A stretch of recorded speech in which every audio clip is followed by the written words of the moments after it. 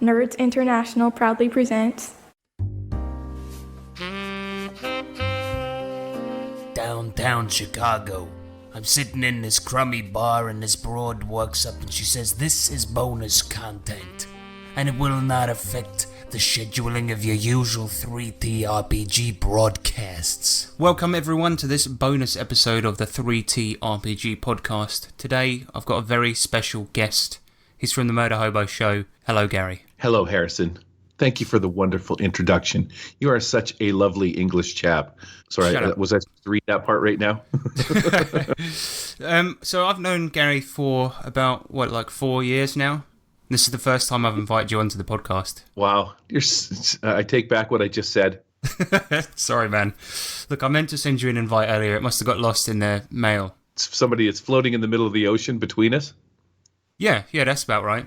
But the thing is, on this podcast, obviously, Gary, you're more than welcome to say whatever you like, because we don't have no censorship. Because we obviously used to do we still do the Wild Die together, but I've been having a break from that. And on that show, we have to be PG-13. So, today we're going to be talking about ICRPG. But, Gary, if you want to let loose, then please do. So this is the place that I can confess my true love for you?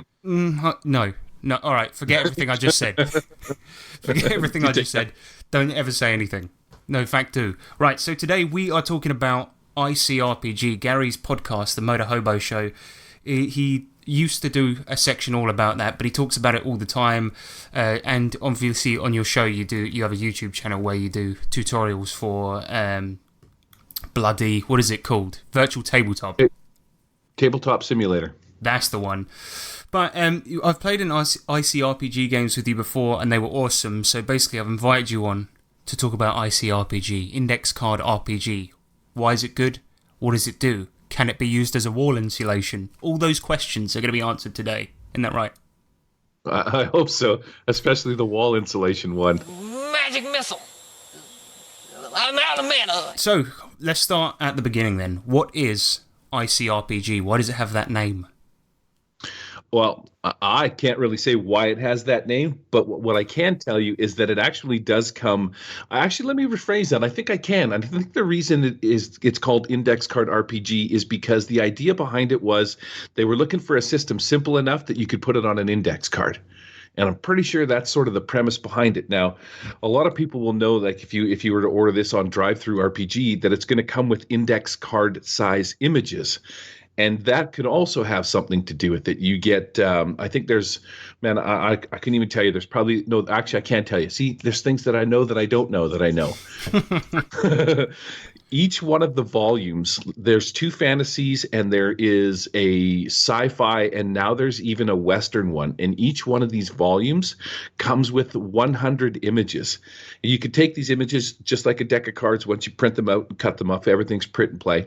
You just shuffle them together and then just lay it out. It has a really unique mechanic in here that will tell you how to storyboard and make your own adventures just by laying down the images in front of yourself on a table and just sort of following the pattern, which is really cool. Yeah, I remember the first time you ever demoed the game for me, and we kind of did, it was like a little demo of that storyboard mechanic, and it was essentially just images on a piece of paper, and you can interpret those how you want.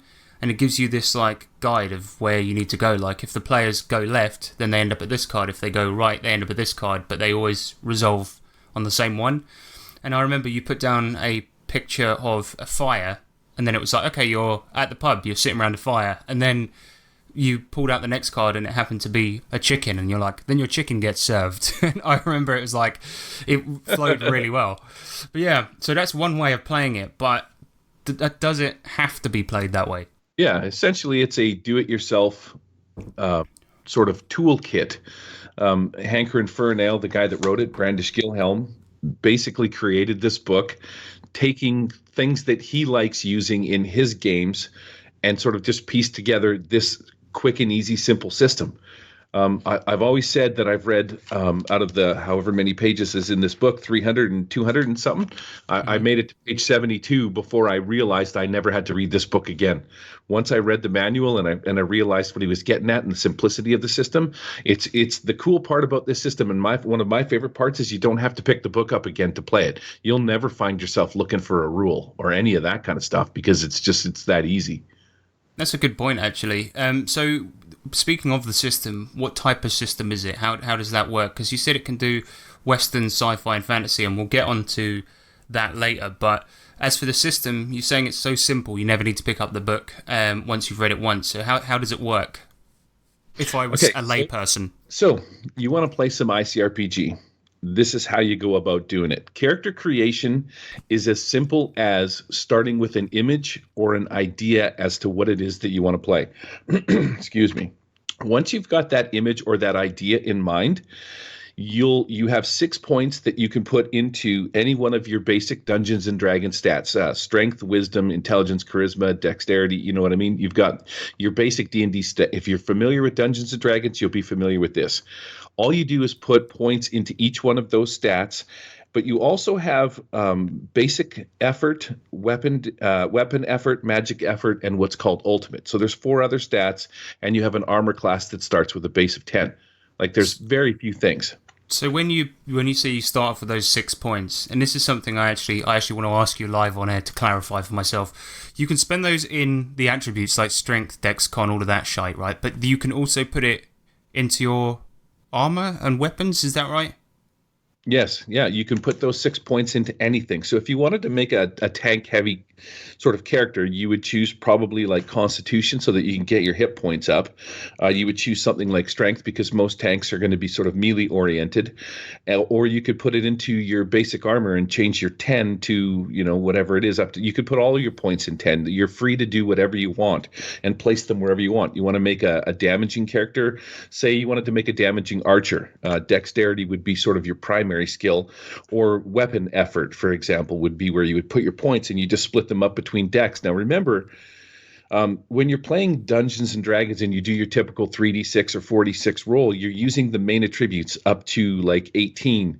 Or usually it's 3 to 18, right? This gets rid of that initial number and just uses the modifier. So anytime you're making a roll, you just add the modifier and you forego the rest of it. So it's pretty straightforward that way. The other cool part about it is there's only sort of 4 levels of damage that you can do. If you're working with your hands, you get what's called basic work.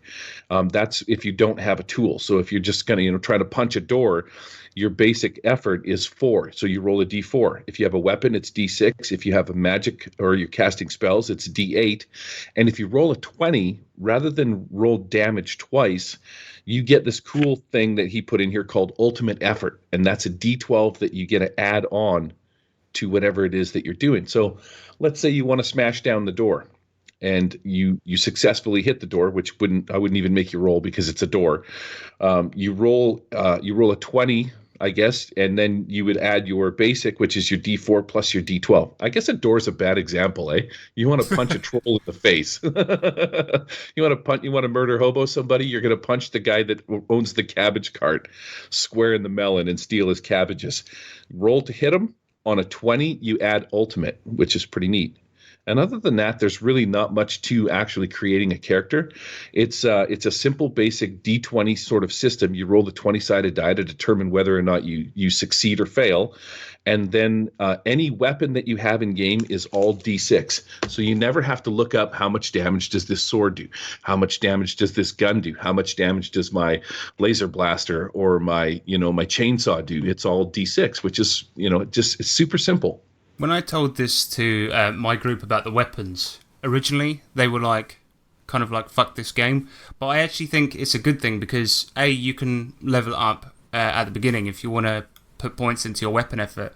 And B, the way that they're leveling up, I'm doing quotes with my fingers here, the way the leveling up works in this game is kind of different anyway, because a lot of things you'll level up by getting loot, right? And that can be like, okay, you find a chest and this sword does a cool effect. Instead of just being like a d6 plus 1, it'll be like, this sword it does a d6 damage like any other sword, but also this other thing. It might upgrade a stat. It might give you a special ability, something like this, which I think is pretty cool. So Flexibility right there. Sorry to cut you off. That is ultimate flexibility. And there's a couple of things. The longer I've played this system, the more I realize sort of how cool that is. Here's the reason why. That sword you find it is not just a +1. It could double your speed. It could let you fly. It could help you cast a fireball. It can roll 2d6, 3d6. Like, you put the stats on the sword. You've created this item, and just wielding that weapon allows you to do a myriad of things. And maybe that sword, when you unsheath it, it glows. Maybe you turn invisible. And then here's the cool part. As you progress throughout the game, let's say you start taking stuff that sort of makes you like fire oriented. And then all of a sudden you're going to go into the depths of hell and start fighting fire people where you realize they're all immune to fire.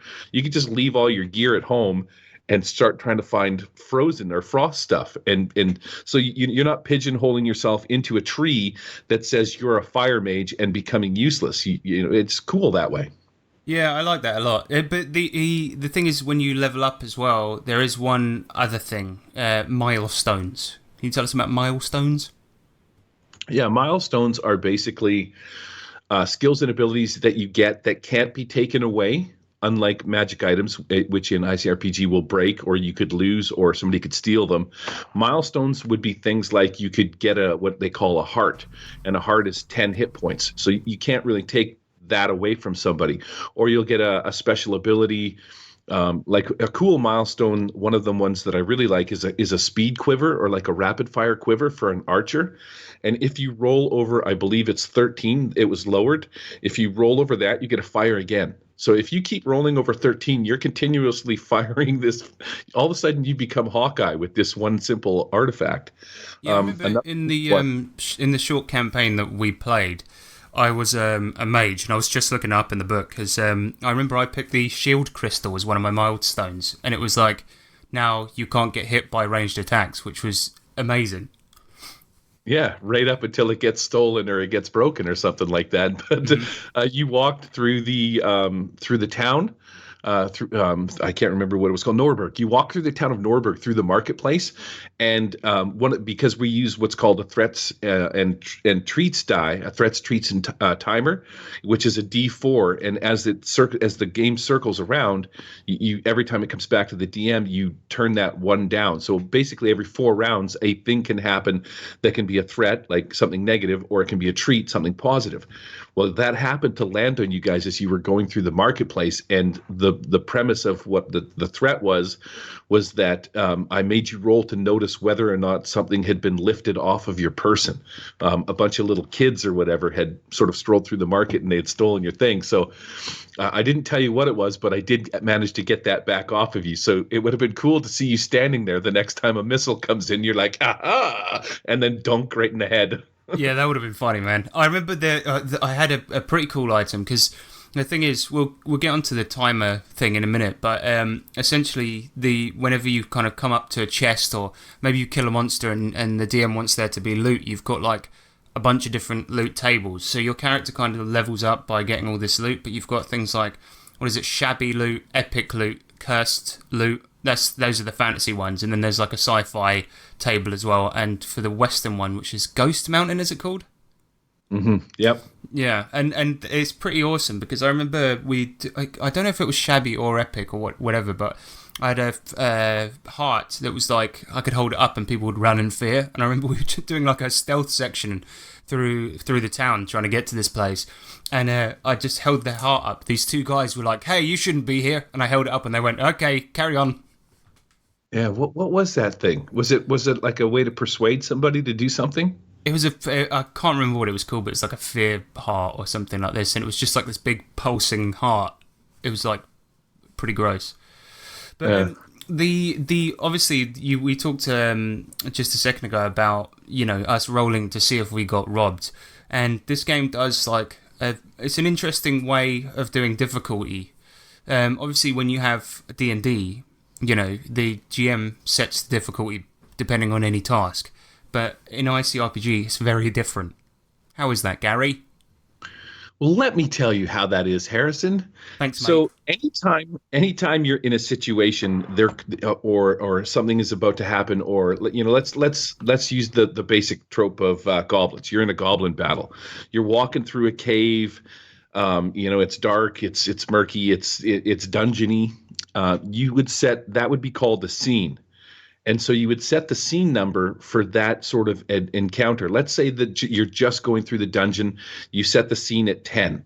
So you're trying to do things like hide and stealth and be sneaky, but there's really nothing going on. You're just sort of walking through a dungeon. The scene number would be 10. You want to do something along the lines of learn a spell or sharpen your sword or something along those lines. You would roll against the 10, that scene number. Finding secret doors because there's really no hazards going on. Then suddenly this band of goblins walks out and you take that scene, becomes a new scene with a higher target number, say of like 13 or 14. You can adjust it up to 20. Usually scene numbers are between sort of 10 and 20. Maybe 13 is sort of a common one. But once this band of goblins comes out, things start to get real. You're trying to dodge arrows. You're trying to look out for, the crappy weapons or, cast spells while you're not getting hit. So things get tougher to do. So you just change the scene number. But then that scene number, once it's changed and you're fighting them, it doesn't change again until sort of the scene changes.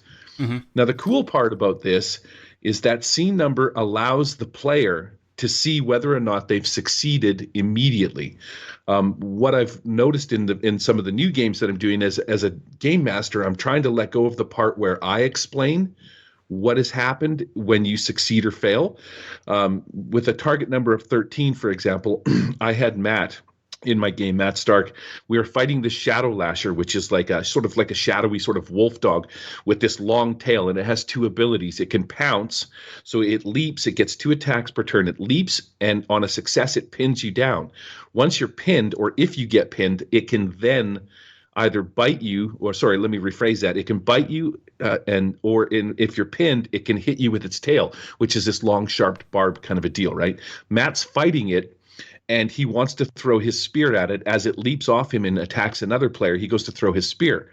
So he rolls the dice, he succeeds, and then normally it would be the DM's job to narrate. But because Matt knows that he succeeded, I'm trying to take a step back and say, this is your turn to take over this part of the story.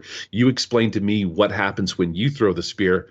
And Matt's like, I want to throw it right in his asshole. And if you know Matt, and Matt's dry sense of humor, I literally almost fell out of my chair laughing. I did not see that coming because Matt's really dry. But that's one of the cool parts about ICRPG, setting that scene number.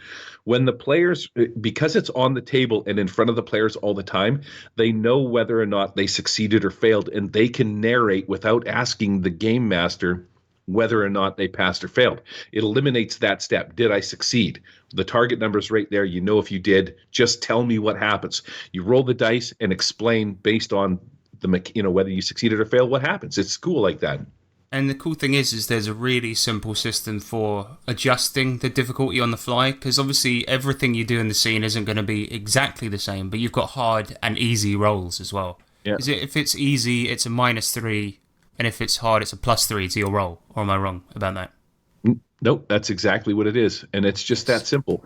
If your goblin's really far away and he's hiding in a bush and it's dark out and you don't have night vision, that's going to be a hard roll.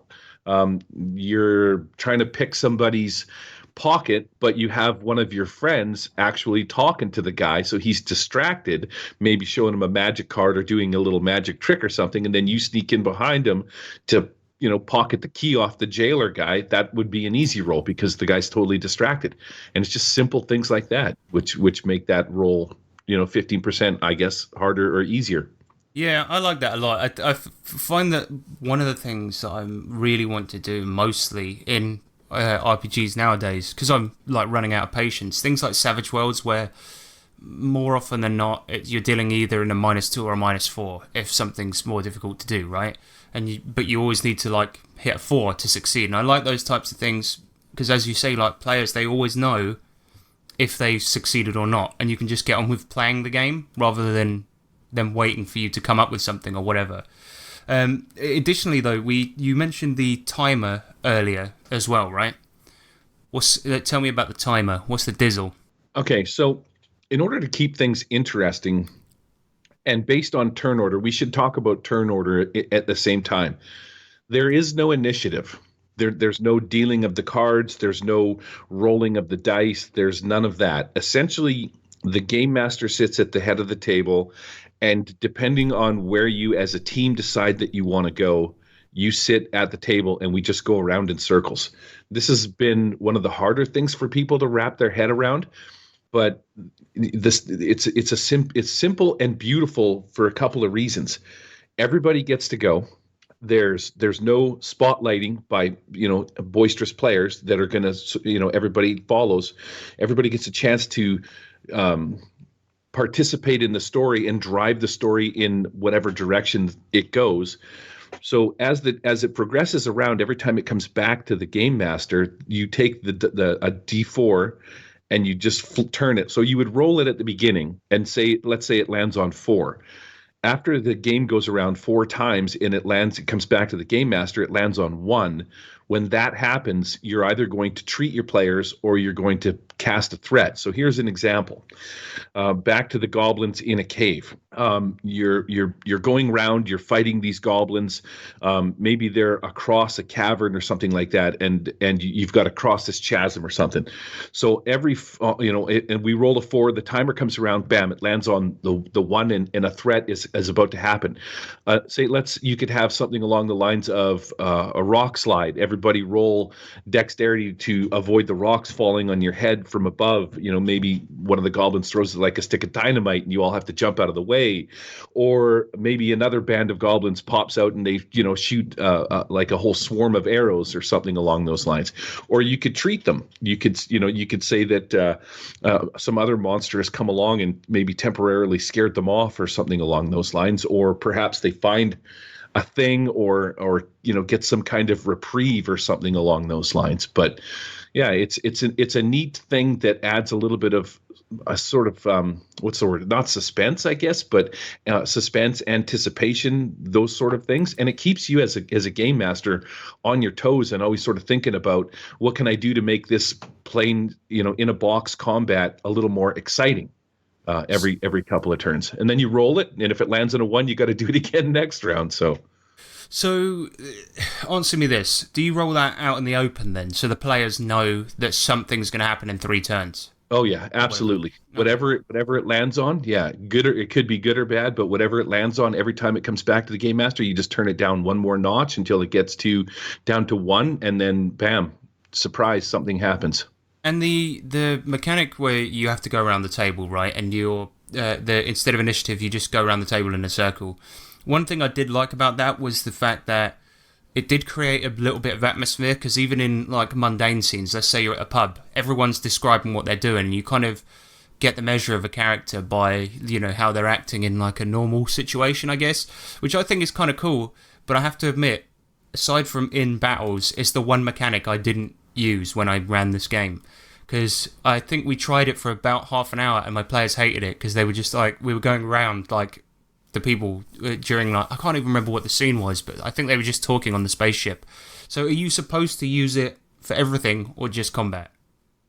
Everything. Yeah. Okay. The entire game is played that way. So the one game that we played where the same game where you got pickpocketed, there was a scene where you met the old priest that rescued you from the shoreline, and he took you to the house. Yeah. After the combat was over and we defeated those people that were coming to sort of find out what had happened to the ship and looking for slaves and stuff, on the ride to town, like during your trip to town, time changes. It goes from mere moments to what is called like hours or days. Those are sort of the 3 sort of setups for time. So it's going to take you a couple hours to get to town. Combat's over. I would start with my first player, say, Jimmy, what are you going to do for the next hour while you're driving, while you're, riding your horse or walking to town? And Jimmy could be like, I'm going to learn a spell. I'm going to go scout ahead. I'm going to sneak into the bushes and, search for food or something along those lines. And then the premise with the timer, I'm not sure if you're aware of this, is everything is supposed to be fast action. So as soon as Jimmy says that, you're like, okay, let's say Jimmy wants to go scout ahead. He's going to make a wisdom check. And if he succeeds, you can either say, okay, you run ahead, you're scouting for the party and stuff, but it's a relatively safe trip. You've succeeded. Or he could even say, this is where I need to take a step back. I should actually just let, Jimmy say what happens. He make me a wisdom check and tell me what happens. If he passes or fails, maybe he fails and he wants to do another battle, right? I find a band of goblins or something along those lines. No, I get it. The only thing I'm thinking of is like that makes sense, right? Because you're out in the wilderness, everyone's taking an action. That makes sense because chances are in any other game, people are going to do that. But what I'm saying is like, what about just having a conversation? Because the thing is, I remember when we played. Obviously, the game was like kind of linear, and we were going between scenes and things like this. So there wasn't much talking other than, hey, here's the mission, go and do it. And it was like, that's fine. But let's say you're playing like a longer campaign, right? And the players are just talking to each other. Do you go around the table in that instance, or is it just, okay, we're talking, so it's free? Okay, so I would still go around the table in that instance as well. Right. But the idea is, let's say you're just sitting in a tavern. The waitress is going to interact with everybody on an individual level. First, she starts with Jimmy, and let's see what Jimmy does. Jimmy, the waitress, walks up and she's like, "Oh, hello, love. Can I get you something?" Jimmy's like, "Oh, I'll have this and this. And by the way, this is where practice makes perfect, and will also make better players because." Like I said, the premise is that you showed up to roll some dice and play the game. So Jimmy should be setting himself up to do something. Maybe Jimmy says, "Hey, love, have you heard of any jobs or whatever?" And then I would say, "Jimmy, make a wisdom check."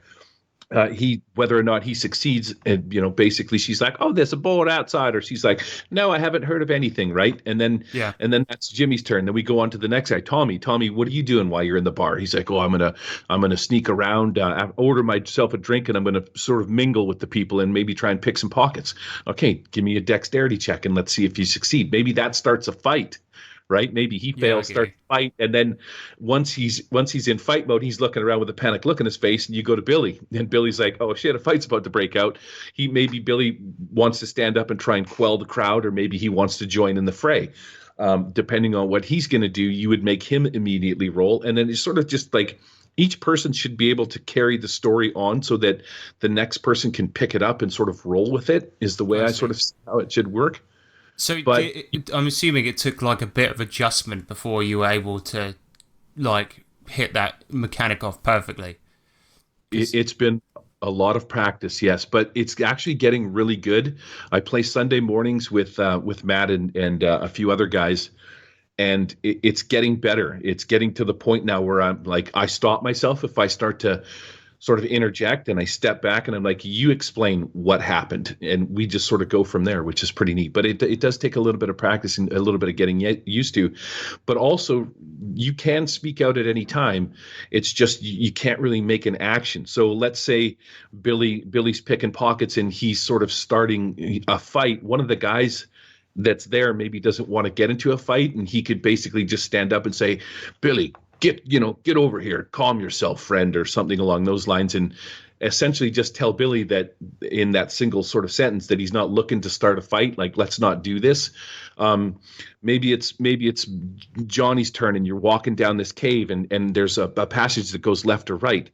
And Johnny's like, because it's Johnny's turn, Johnny's like, "Oh, I'm going to look at the floor and maybe do a little bit of investigation and sort of see if I can see foot tracks or footprints either way." Okay, make a wisdom check. And then whether or not he succeeds, he decides to go left or right.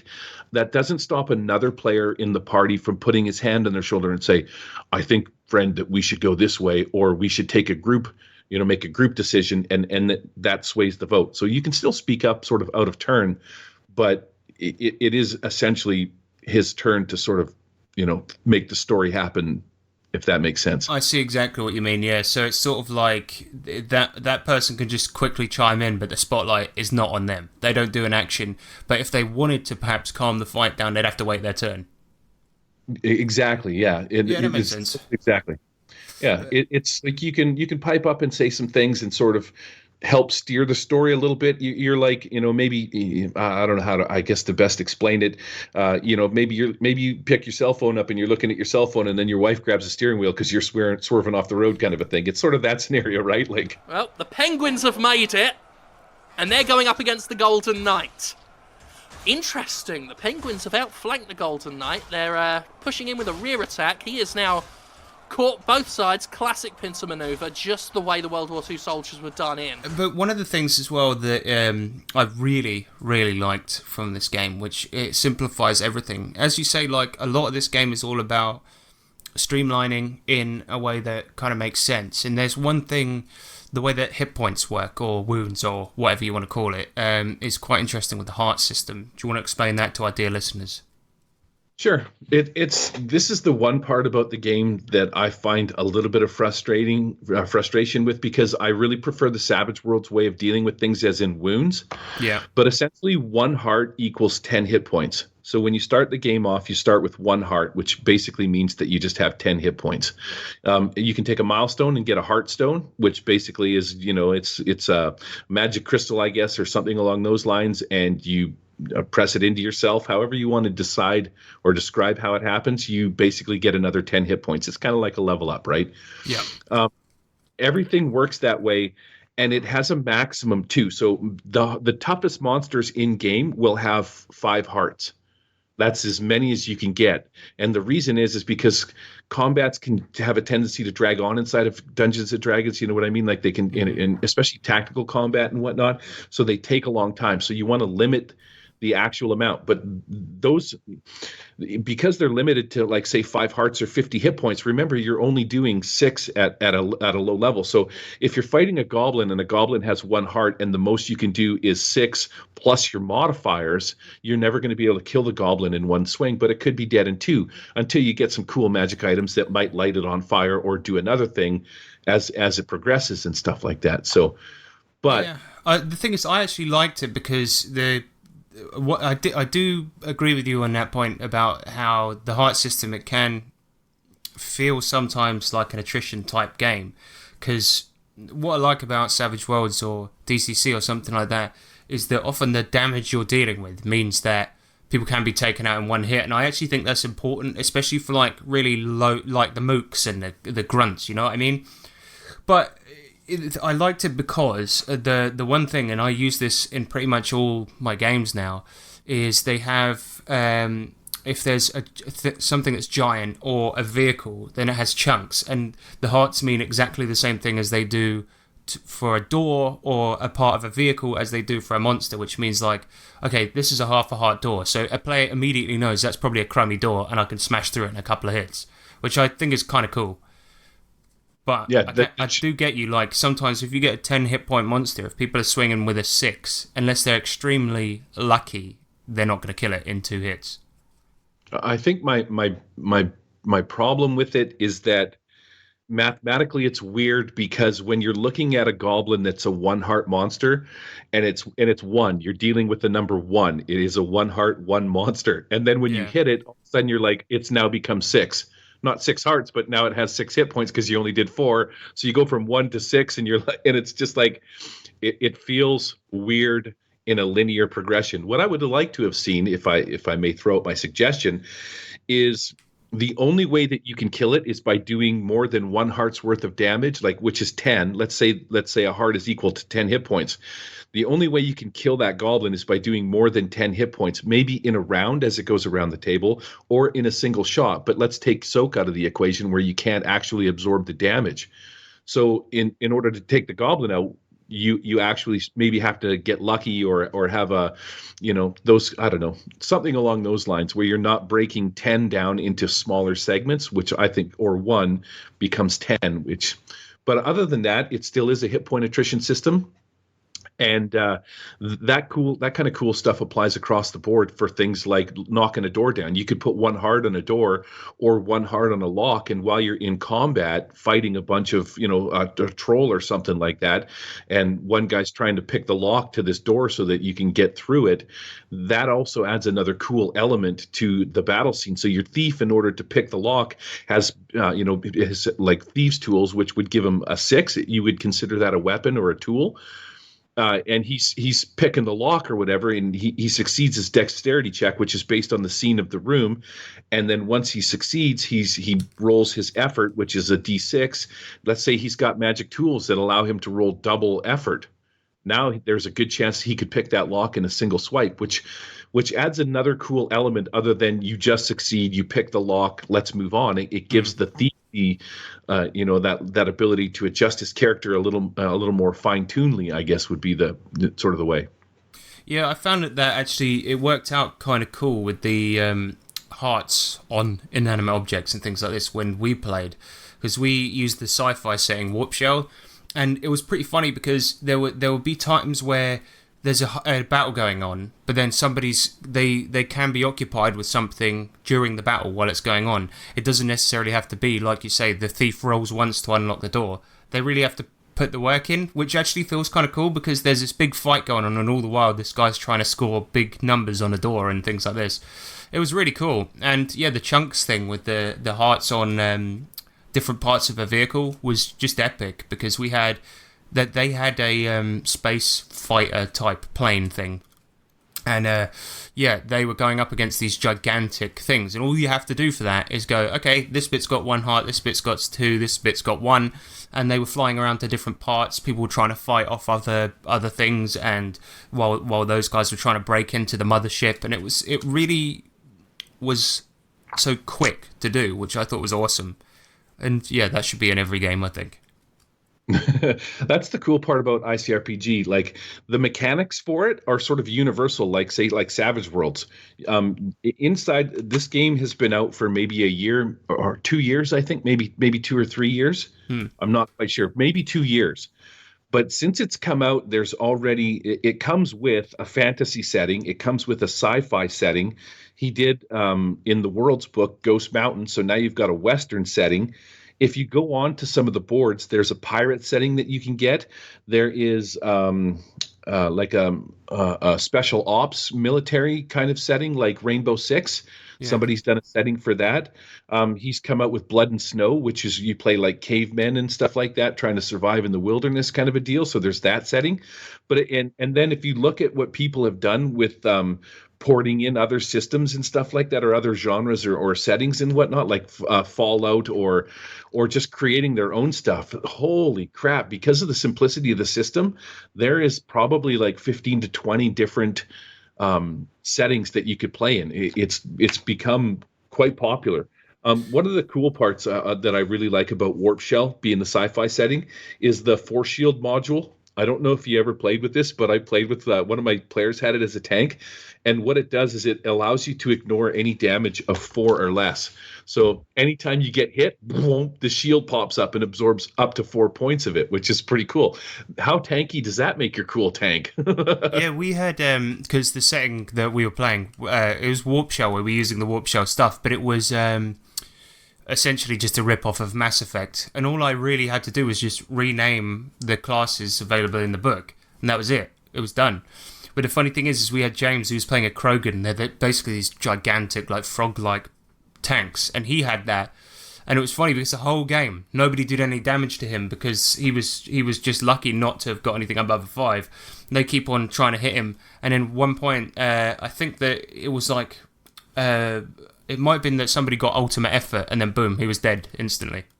Yeah, let's not forget hero coins. Yeah, did you deal out hero coins like bennies? I did, but the advice that I think the book kind of gives, like, for those that don't know, Benny is kind of a reroll token, like lots of games have them.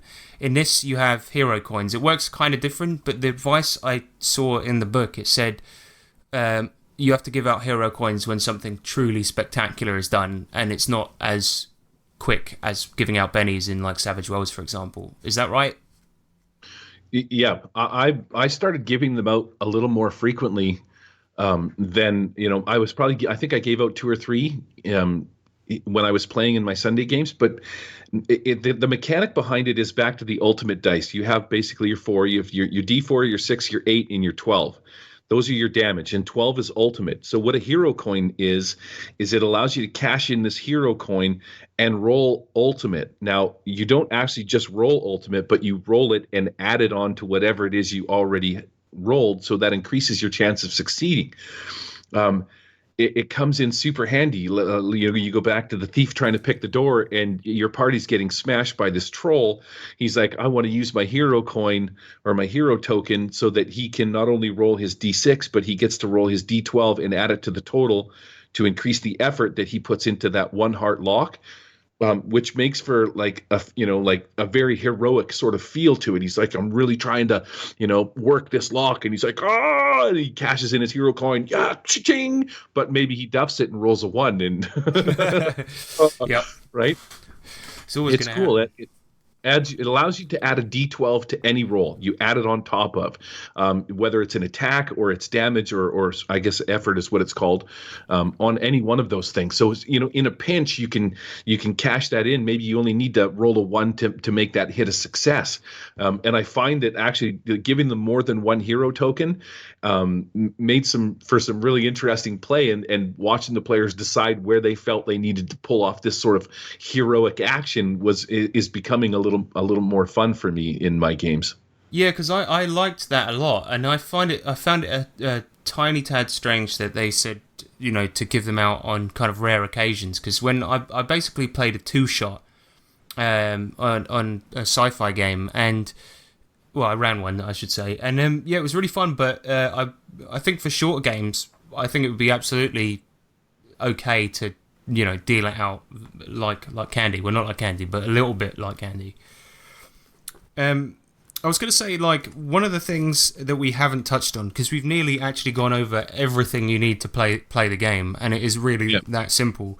But in each setting, Warp Shell, Alfheim, whatever, the classes, they have specific abilities. So it does have classes, but you can kind of build them differently depending on which abilities you take at character creation. Can you remember any of those off the top of your head? Yes. What are some of those? Give some examples. Oh, okay. Well, here's the thing, and this is why I was confused about it, is because I wish they would have called these archetypes as they do in Savage Worlds. You're not bound to taking this.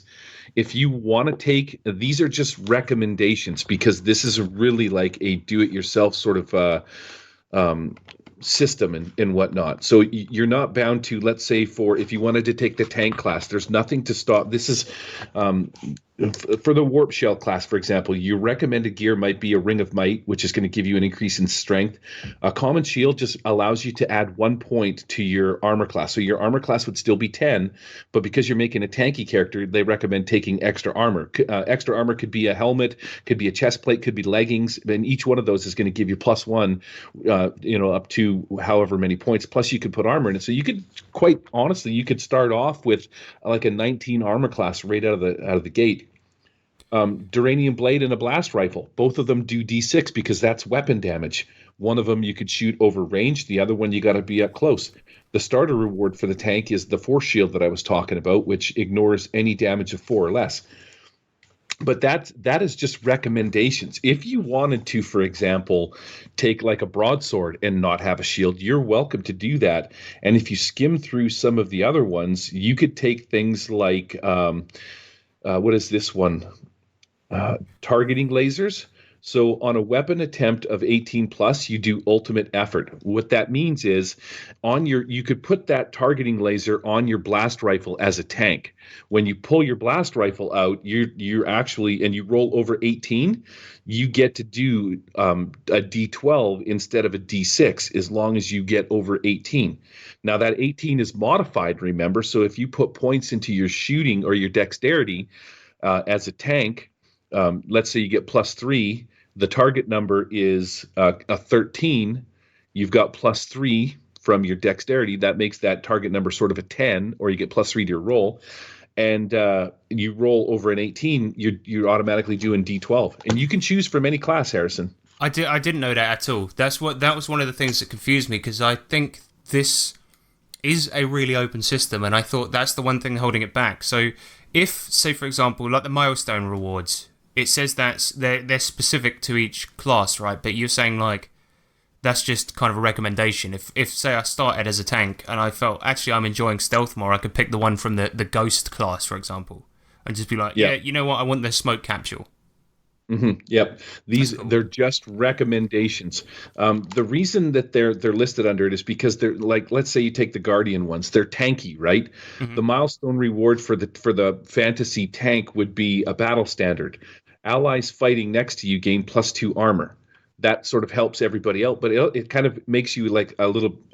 It helps everybody become tanky because you're so tanky. Hmm. You could take a Heartstone for extra health, a Spike Shield. Even if you miss, you still do damage. You do 3 damage on a missed attack. A War Horn. So this is a neat one too. You can blow this horn and give an ally +3 on their next attempt.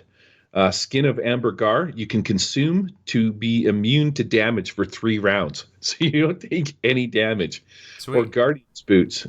Designate an ally, absorb any damage they take. But those are Guardian class sort of tanky sort of things that you can take that help you protect your players. Is sort of like what the idea behind the Guardian is. But yeah, you could take them on any class. There's no restriction that way. That's awesome.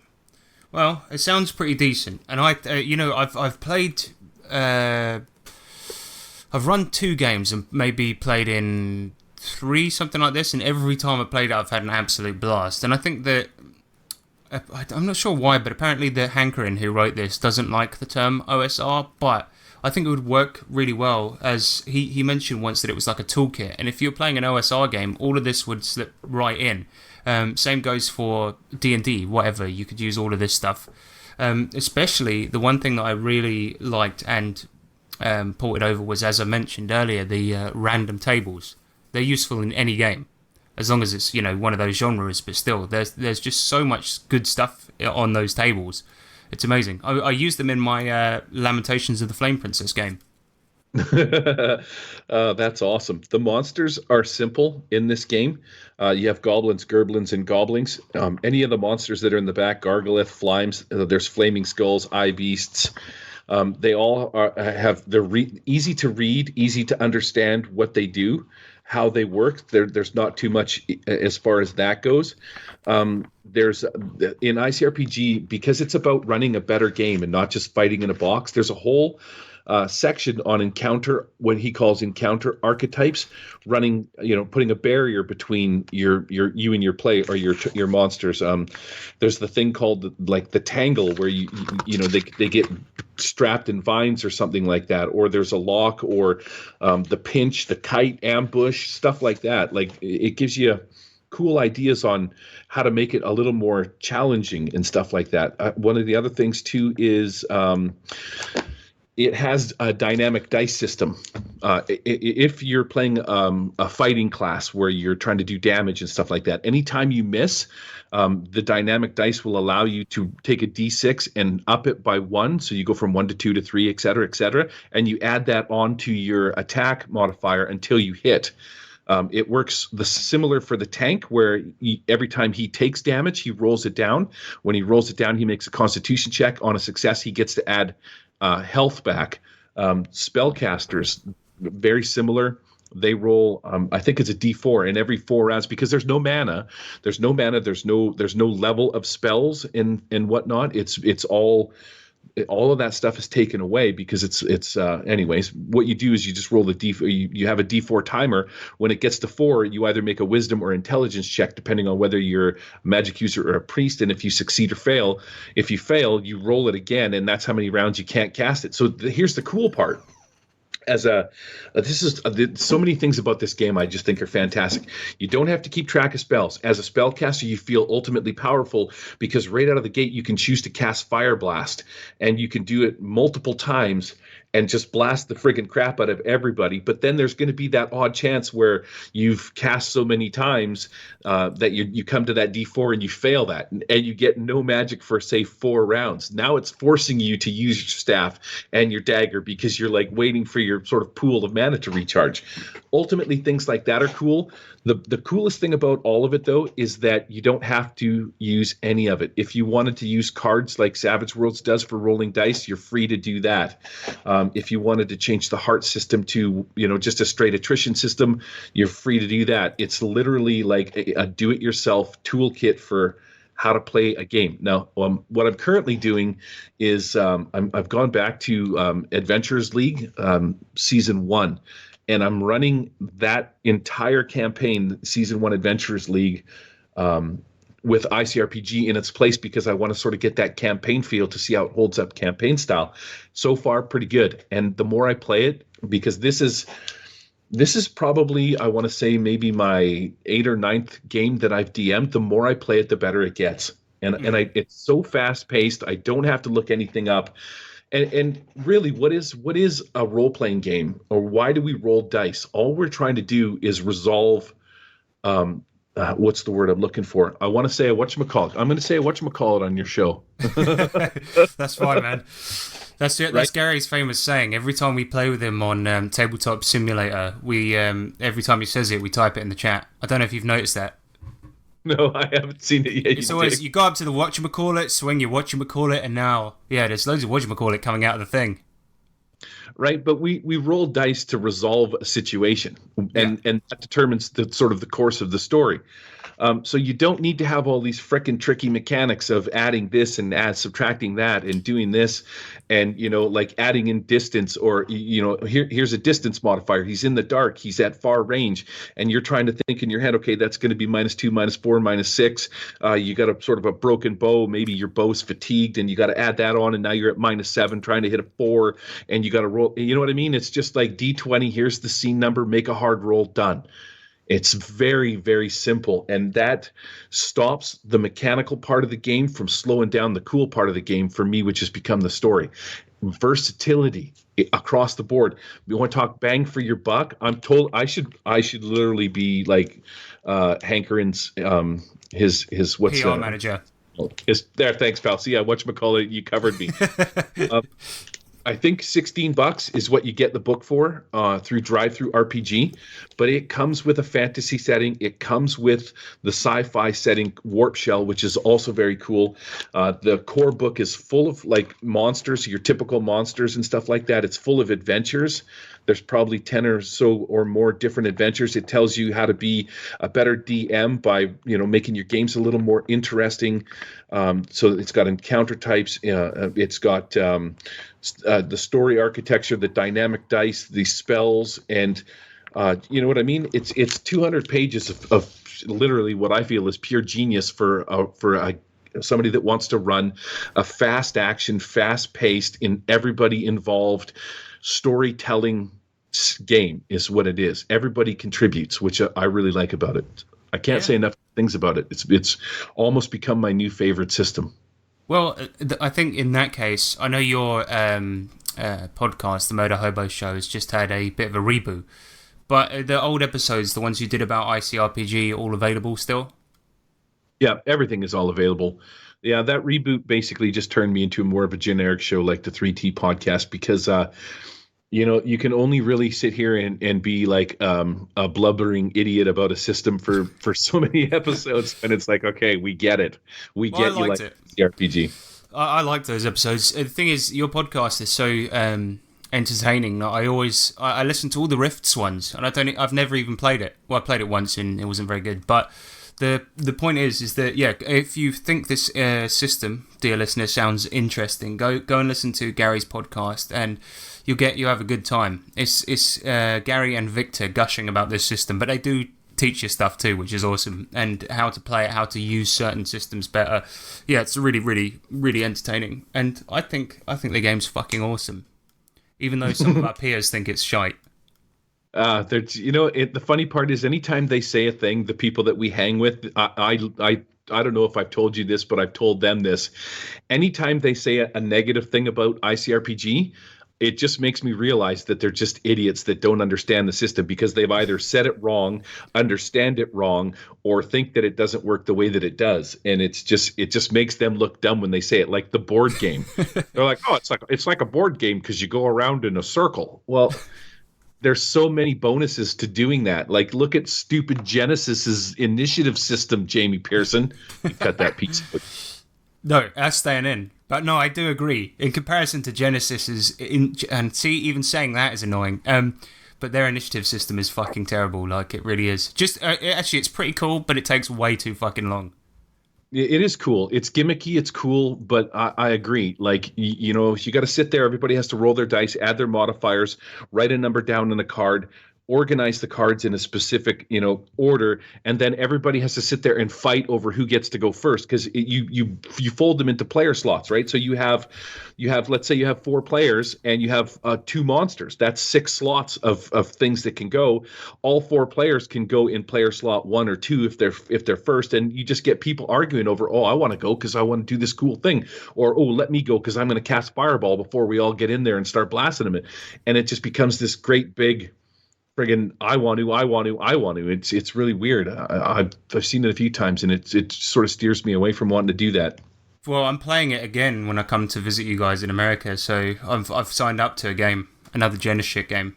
Well, I quite liked it, but anyway, point is the ICRPG initiative system is quite good, and the one thing I will say is I found that my players didn't like the fact that there was no kind of randomness or dice determining who went first. So a good way to remedy that is still go around the table clockwise, but just have everyone roll, and whoever got the highest goes first. That's what I did. Right. Yeah, you could do that, or take a page out of Savage Worlds and use the card system. Yeah. And then when a Joker comes up, hand out heroic coins. Eh? Yeah, great idea. Yeah, but it is such a modular game. It can be used pretty much with anything, and I do use it a lot with anything. The monsters in there are amazing, the fucking items, all of this shit. But I think we've spoken too much about it. There's one last thing I want to ask you, Gary. What's the book like in terms of how it looks? We talking sexy? We talking fuckable? Oh yeah. Yes, absolutely. I don't know. Hankerin is Brandish is his name, not Brandon. Brandish, he's even got a freaking cool fantasy name, man. His name is Brandish Gilhelm, which, if that isn't a friggin' fantasy character to begin with, he's actually like an artist, man. He draws some fantastic freaking pictures. The book is loaded with his own personal artwork, which is all black and white, but in its simplicity tells so many, like they say, a picture is worth 1,000 words. Yep. Because his artwork is all black and white, it just, man, there's so many things that you can pull out of it. He's illustrated the entire book himself. You also get inside the index cards, you get 100 pieces of art with that. You get little paper miniatures that you can cut out. I can't say enough good stuff about it. It is such a value for the $15-$16 that you're going to pay for it, and the shit that you get out of it. Man, some of the cool space stuff, like the guns and the turrets, and there's one of the characters that you can play is actually he's a tank, but he's an actual hot water tank. I don't know if you've ever seen that, but it's like your tank character is like a round cylinder with a face and legs and arms, and he's got a sword and a shield and stuff. He's actually a hot water tank. That's awesome. But I remember him saying at some point, because the artwork, some people will look at it and think it's quite simplistic, but like you said, it communicates everything by being simple. You can see the thing's got a sword, it's quite big, this, that, and the other. So all of the monster descriptions, they don't actually have descriptions, they just have a picture and then what it can do. That's it. None of this reading like a whole fucking page to know what a vampire does, as you mentioned on your podcast recently. Yeah, no, that's exactly right. That's one of the cool parts about Savage Worlds. Sort of took out all that. Everybody knows what a vampire does. Everybody knows vampire lore. Why bother writing it in there? It's just extra stuff you're going to spend your time reading. Let's add some cool things. Flying vampires that can instantaneously pop into a puff of cloud and turn into bats, and maybe they all attack you or something cool like that. All right, cool. So the book is lovely. Nice. The game's fucking good. All right, so it's well worth it, and it's cheap. It really is. What do you guys think happened? One of the players Robbie played with got carried away and killed him. Well, that's kind of far out. Mazes and Monsters is a far-out game. Yeah. Okay, so thanks for coming on, man. Seeing as you've given us your time, you're allowed to plug something now. What would you like to plug? If I said you, would that be inappropriate? As I confess my love once again? You have to buy me a drink first. Just one? That's all it takes, man. I'm easy. Wow. What do I want to plug? I run a YouTube channel that is a hot piece of flaming turd where I do videos that show you how to use Tabletop Simulator as a role-playing sort of tabletop kind of a thing, instead of using Roll20 or Fantasy Grounds, which are mechanically dense and do a lot of things in the background.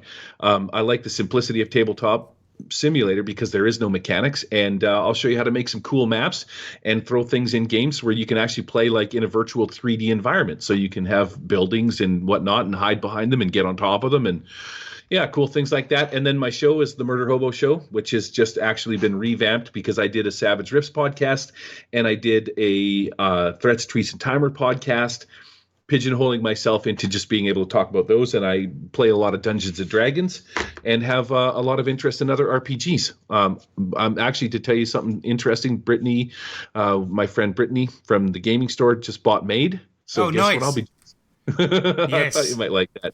Let me know how you get on with it, man. That is a fucking good game. Yeah, I'm excited for it because of the excitement from when you were talking about it. It's going to be interesting. I like to see how I do in a Maid's dress. Oh, you're in for a treat there, man. Just don't wear the outfit. I don't think it's your style, honestly. Oh, fantastic. All right. Thanks for listening, everyone. That's ICRPG. Go and buy it now. Also, listen to the Murder Hobo Show. Bye.